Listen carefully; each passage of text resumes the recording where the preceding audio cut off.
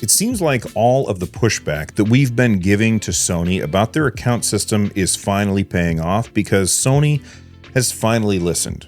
They are now going to be removing the requirement that you link your accounts with PSN for their single-player games that they're releasing on PC. This all started with Helldivers 2. Helldivers 2, which is an absolutely fantastic game, kind of got hampered, not right out of the box, but shortly after the game came out, because when the game launched, it wasn't required that you would need to link your PSN account in order to play Helldivers 2. And the reason why, by the way, was because they were having trouble getting everybody to sign up for PSN. People were running into issues.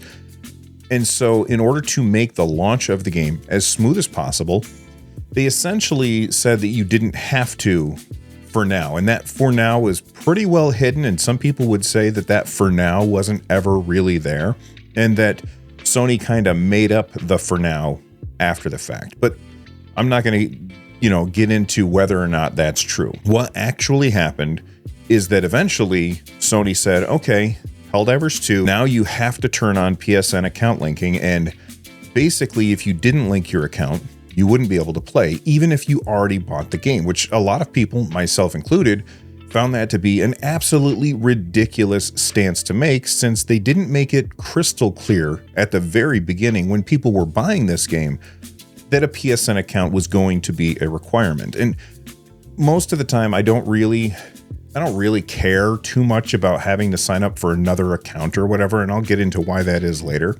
But the reason why this was such an egregious issue is because if you didn't sign up for PSN, if you couldn't sign up for PSN because PSN was not available in the country that you lived in, then you essentially just bought a game and would no longer be able to play it. And people pointed that out, and Sony's reaction to that was one of the worst ones that I've ever seen. They just yanked it off all those stores and said, too bad. All right, that you cannot buy it in these locations. And I think that they rescinded that, though I don't know off the top of my head. That's not really what this video is about. I'm just building context till we get to what Sony actually announced today. Now, when Sony required Helldivers 2 to link their PSN account, people were mad, and I think justifiably so. And they showed their anger by basically review bombing the game over on Steam. And it went from overwhelmingly positive to actually pretty abysmal really, really fast. It showed everybody how bad this was. Now, Sony did the right thing. They reacted to that and they said, okay, sorry, that was a step too far. And then after they backed off a little bit, that went right back up, and they were able to get back to, actually right now, I want to check and see where it is right now, if it's overwhelmingly positive or mostly positive at this point. Right, so at this point, its recent reviews are very positive, and its overall reviews is mostly positive. So it still hasn't gotten back to where it was from before when they made this huge, I would say, mistake, but it has been climbing back. And maybe at some point it'll be back up to overwhelmingly positive on Steam later on. This is one example where review bombing actually turned out to really help. Most of the time, I would say I don't like the idea of review bombing. I prefer that reviews be based on the gameplay, not something about the company that you don't like. But this was stopping people from playing games that they had paid for. So in this case, I think review bombing was the right move. Fast forward, and then Sony started releasing some other single-player games on PC. We've seen both Microsoft and Sony really trying to push into the PC market more and get less focused on just the console market. And for everybody out there who plays games on PC, this is a good thing, because that means that we have access to more games. That's, even though I prefer the console style of play, for me, most games are all on, like, the PC has the most games. And so if that's the place where I get a chance to play it, then that's probably where I'm going to play it. And so having Microsoft and Sony bring more of their games to PC is could only be considered a good thing. Now, earlier in the video, I mentioned that I don't really mind account systems, having another account. It's definitely a pain in the ass. It's not something I am a fan of, but it does make sense in certain contexts. So for example, with Helldivers 2, one of the reasons that you might want to have an account system is for cross progression. So like if I buy the game on my PlayStation 5 and I buy the game on Steam, and I can play in both locations and use the same account and keep increasing my, my stats or my character and level my guy up or whatever, that makes perfect sense to me. In fact, I can't stand it when games don't do that. For example, Marvel Rivals. It's a game I've dumped a lot of hours into recently. I really do enjoy it. Captain America is awesome in that game, by the way. But when you are playing on that on PlayStation or Xbox or Steam, you have basically a bunch of different accounts. So I started off playing it on my PS5 and I got to like level 10 or so. And then I ended up switching over to PC, and all of that progress that I had made didn't exist anymore because they don't have an account linking system. By using PSN to link accounts, they allow you to, move your achievements around or, move your save games back and forth between two things possibly. And without an account system, you can't really do that. And so I understand why account systems are good, especially on games with cross-play and cross-save and things like that. However, the reason that Sony gave was for moderation. They said, hey, it makes it a lot easier on us to moderate behavior that we don't want in our games and ban those people. And I totally understand that. And it makes sense in a game like Helldivers 2. But when you're playing single player games where I'm not playing online with other people, so there's no reason to ban me for anything, why do we need to have an account system?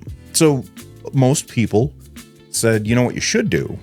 Instead of having it be a requirement, have it be optional and give people sign-up bonuses in order to incentivize them to log into PSN. And I think that you catch more flies with honey than you do with vinegar, is the basic idea there. They tried the vinegar, didn't really work very well. They got a lot of backlash. So now it looks like they're trying the honey. Not Honey, the app that everybody's always talking about here on YouTube. Not that one. So here's what Sony actually said. Starting with tomorrow's release of Marvel's Spider-Man 2 for PC, we're working to add more benefits to playing with an account for PlayStation Network. The Last of Us 2 Remastered, which is coming on April 3rd, 2025, in addition to God of War Ragnarok and Horizon Zero Dawn Remastered, will all soon be adding in-game content unlocks for PlayStation Network account users. An account for PlayStation Network will become optional for these titles on PC. Players who still opt to sign into a PlayStation Network account will also enjoy added benefits like trophies and friend management. So for Marvel Spider-Man 2, that's going to give you early unlock for suits for the Spider-Man 2099 Black suit and the Miles Morales 2099 suit. For God of War Ragnarok, you get access to the Armor of the Black Bear set for Kratos and the first lost items chest in A Realm Between Realms. Previously, you could only get that by doing a new game run after you finish the game. You'll also get a resource bundle that comes with 500 hack silver and 250 XP. For The Last of Us 2 Remastered, which is coming to PC,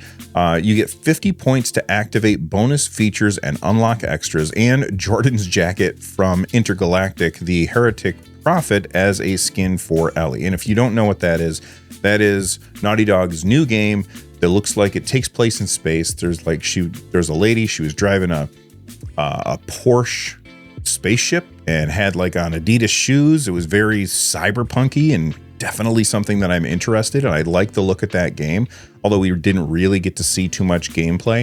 I think it looks cool, and I like when they do like this crossover stuff, especially when it doesn't really matter. And the idea behind that, what's the game called again? Intergalactic, being something that, maybe Ellie would have watched a movie about in her world or something like that, maybe would have a jacket for that. That makes sense. And then for Horizon Zero Dawn Remastered, you get access to the Nora Valiant outfit, which I don't know what that is. So Sony's doing the right thing here at this point, you know, being dragged along, kicking and screaming, but they're doing the right thing. They're saying, okay, it's no longer a requirement. Do you need to sign up?